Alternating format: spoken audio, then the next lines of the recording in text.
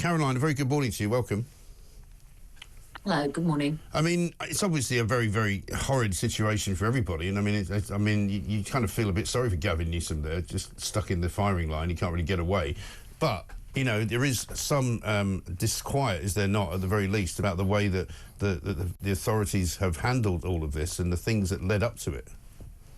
I think there'll be a huge opportunity to ask a lot of those questions. At the moment, I think people here are just in that panicked fight or flight mode. You saw that woman's emotions just at absolute sort of peak panic. And honestly, that is the situation for just thousands and thousands of people across LA who are, like she said, you know, she's gone through her own thing, but she's more worried about her son's school and worried about her neighbours. It's really amazing, actually, that it seems to be no matter what people lose, they're worried about somebody else, which is quite extraordinary to see. And Newsom, by an extraordinary coincidence, Biden happened to be in town when this fire started because he was here for the birth of his, I think, great-grandchild. So he happened to be in LA. And so they've got this federal support now. I would have liked to have seen discussions about the National Guard and stuff a day sooner. But they have got this. I mean, so some of the criticisms that she brought up about the hydrants obviously is a question that needs to be answered. There were more of a question for Karen Bass, actually, the mayor of LA, where they cut back on the edge. And I'm not talking about small areas. So when you're talking about the Palisades fire, I was trying to find a good comparison. If Brighton and Hove is the size of that fire right now. So I'm not talking about something that is a few streets. You know, we're talking about something the size of Northampton, you know. No, I mean, the drone footage is terrifying, you know, the stuff that you can see from the air, where it just seems hundreds of acres of land, street after street after street. And I mean, I know LA reasonably well. You've had to evacuate your home. So where are you now, and where is it still kind of not affected in terms of sort of parts of Los Angeles? Because, I mean, yesterday, I mean, the flames were kind of licking around Hollywood Boulevard, weren't they? Yeah, so, I mean, the thing is that we've got these winds kicking up again tonight, these Santa Ana winds. They won't be as bad as they were the other night. I have to tell you, they were absolutely terrifying and the worst that I've ever experienced. I've been here 11 years, but if you talk to people that have been here their whole lives, they'll tell you they've never experienced them like that. I did not. I thought I was going up like the Wizard of Oz, to be honest with you. I thought that house was going. And then add in, you know, all that extra fire. It's like a blowtorch going through. So you don't know where these next fires are going to start. I know that the two main ones, the Palisades fire and the Eaton fire, are pretty unpleasant right now. A lot of people have lost their homes, a lot of people displaced. But then we had this one, which, I mean, as you said, you know, is suspected arson that started in West Hills. That's why I'm out of my home at the moment, and that's sitting at about 950 acres. It could just as easily, in these winds, start up in the next street and suddenly you'd be out. It really is. You're in the lap of the gods. Everybody's on edge. Nobody feels safe. Nobody, you know, we've got 300,000 people without power. So, you know, the schools are pretty much closed. There's warnings about needing to boil water.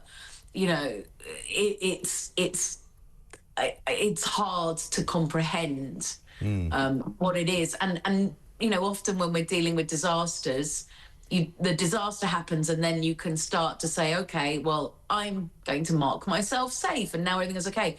This is just ongoing. This is not going to finish today. The winds are going to keep going.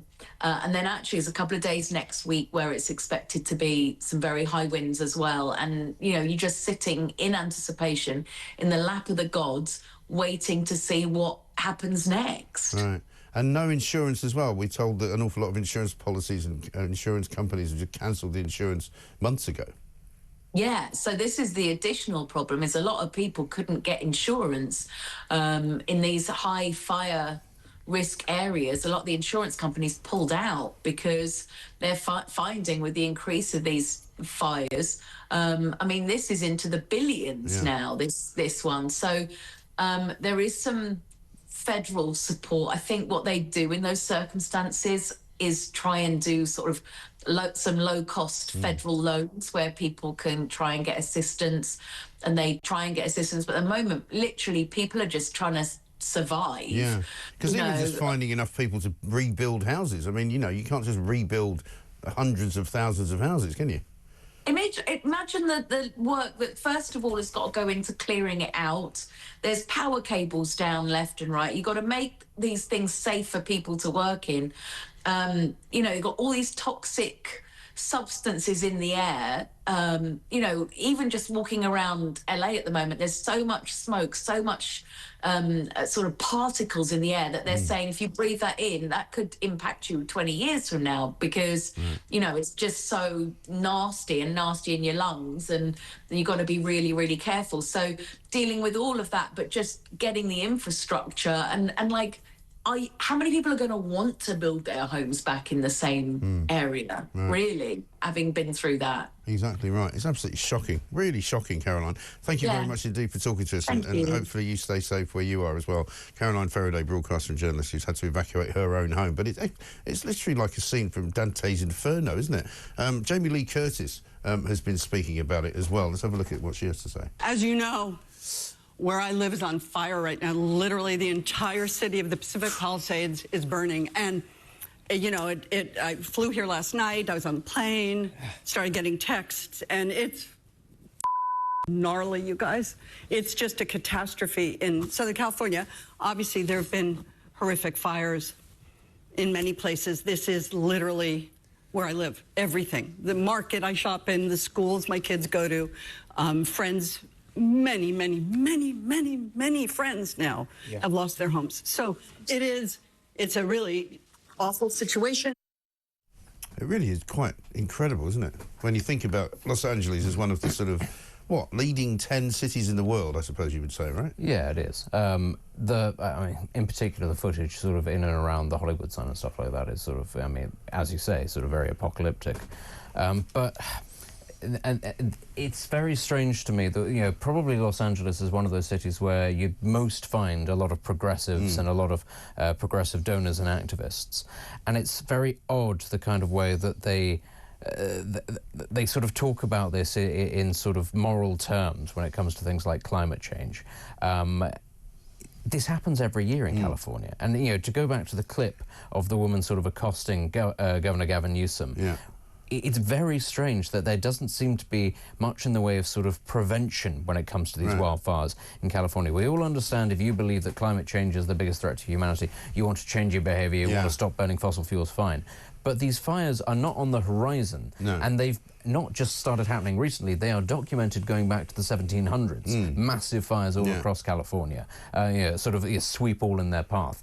Why actually isn't there the infrastructure planning? If we had wildfires in this country on this sort of scale, we'd be saying every year there needs to be special designated reservoirs, desalination plants so that you can get seawater out. Well, this is the thing. They've never done any of that. Exactly. Well, they've never, I mean, Donald Trump was talking about this the other day. They've never built reservoirs. They've been emptying the water out of the hydrants. They've reduced the number of firefighters that can respond to anything at any given time. And somebody described to me the other day that living in parts of sort of northern Los Angeles County, it's like your house is sitting on kindling. Yeah, I mean, that's how dry it is. In the UK, it would be like building on a floodplain and then being surprised when it floods.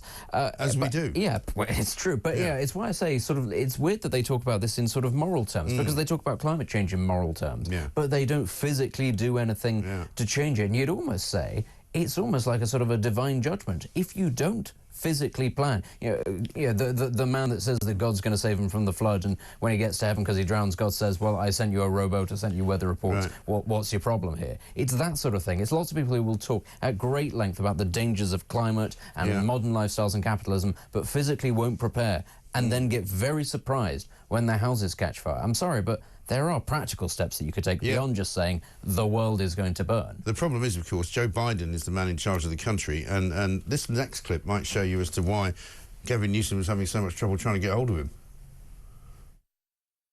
If they contact disasterassistance.gov, anybody who's lost everything or anything of consequence, disasterassistance.gov or 1-800-2,